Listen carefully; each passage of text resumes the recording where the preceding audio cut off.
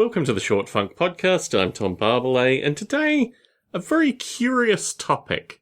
There have been posts that have been echoed through Facebook. I'm not sure of the origins of the posts because that's just the way that Facebook kind of works, associated with aggregating information and people choosing to repost the information, that unless it's a link, you don't really know where it comes from. And when a group of people start posting stuff to their Facebook feed, all in unison, you can never work out what the origin is.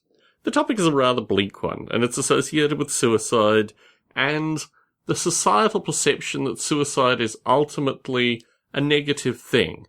I'm not a positive advocate associated with suicide, but the things that I like about the post indicate that we need to probably reassess our perspectives on suicide, in particular that the individuals who commit suicide are selfish and are doing it against a variety of parties. I can't see that as being the case. The folks that I've known that have committed suicide have usually been complex and highly intelligent individuals, and ultimately when it comes to their choice to end their own life, I have to respect that on some level.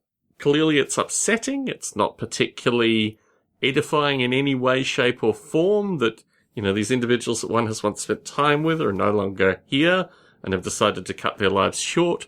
But usually through a general assessment you can understand why, at least on some human level, that they have chosen to cut their lives short. It is through this preface of suicide that I found this thing quite curious when it came up in conversation. My wife was talking about her parents' hobbies, and one of her parents' hobbies relate to running dogs in trials. This is typically done with hunting dogs. In this case, it's done with hunting dogs. And I made the point that I have a natural bias against any organisation, or I feel somewhat suspicious of organisations where people have committed suicide. It strikes me that this is not a rational bias, but I want to explain a little bit more associated with this. Through adult life, one of the folks I know who committed suicide, who had a strong impact on my life, was a fellow I worked with in the UK. He was a product manager. He'd gone through a variety of twists and turns associated with his job. He didn't have a particularly pleasant relationship with my immediate line manager, and he was a gentleman that I spent quite a bit of time with. I travelled with him. We'd both been working on Saturdays. We had various conversations over this period of time, and I had a relatively good sense of him in a kind of, work-a-day superficial sense. We talked a little bit about his children. We talked about his children's interest in miniatures. We talked about just how we coped with certain circumstances, how we dealt with, everyday struggles in life. And philosophically, I felt a certain kinship with the gentleman.